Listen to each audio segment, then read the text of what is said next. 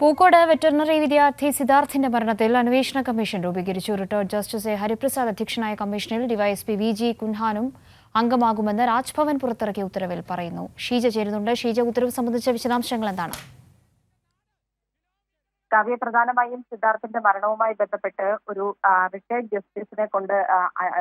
Justice അധ്യക്ഷനായ കമ്മീഷനെ കൊണ്ട് അന്വേഷിപ്പിക്കുമെന്നുള്ളത് നേരത്തെ തന്നെ ഗവർണർ വ്യക്തമാക്കിയിരുന്നു. ഇത് സംബന്ധിച്ച് ഹൈക്കോടതിയോട് ഒരു റിട്ടയർഡ് ജസ്റ്റിസിന്റെ സേവനം നൽകണമെന്ന് അഭ്യർത്ഥിച്ചിരുന്നു. ഇപ്പോൾ അത് ലഭ്യമായ സാഹചര്യത്തിലാണ് റിട്ടയർഡ് ജസ്റ്റിസായ എ ഹരിപ്രസാദിനെ അധ്യക്ഷനായിട്ടുള്ള കമ്മീഷൻ ഇന്നിപ്പോൾ അന്വേഷണ കമ്മീഷനെ രൂപീകരിച്ചുകൊണ്ട് ഗവർണർ ഉത്തരവിറക്കിയിരിക്കുന്നത്. ഇതിൽ പറയുന്നത് ഡിവൈഎസ്പി വി കുൻഹാനും ഇതിൽ ഈ ഒരു കമ്മീഷൻ അംഗമായിരിക്കും. ഇതിൽ ജസ്റ്റിസിനെ സഹായിക്കുവാൻ വേണ്ടി ഇത് സംബന്ധിച്ചിട്ടുള്ള ഉത്തരവാണ് ഇപ്പോൾ രാജ്ഭവൻ പുറത്തിറക്കിയിരിക്കുന്നത്. കമ്മീഷൻ റിപ്പോർട്ട് 3 മാസത്തിനകമാണ് നൽകേണ്ടതെന്നും ഈ ഉത്തരവിൽ പറയുന്നുണ്ട്. അന്വേഷണ കമ്മീഷന്റെ പരിധിയിൽ വരുന്ന കാര്യങ്ങളിലായിരിക്കും ഒന്ന്, സിദ്ധാർത്ഥന്റെ മരണത്തിലേക്ക് നയിച്ച അധികാരികളുടെ പിഴവുകൾ സംബന്ധിച്ചുള്ള കാര്യങ്ങൾ അന്വേഷണ കമ്മീഷൻ പരിശോധിക്കുന്നതായിരിക്കും. ഒപ്പം തന്നെ സർവകലാശാല വൈസ് ചാൻസലർക്കും ഡീനിനുമെതിരായി ഉയർന്നിട്ടുള്ള ആരോപണങ്ങൾ അത് സംബന്ധിച്ചുള്ള കാര്യങ്ങളും പരിശോധിക്കും.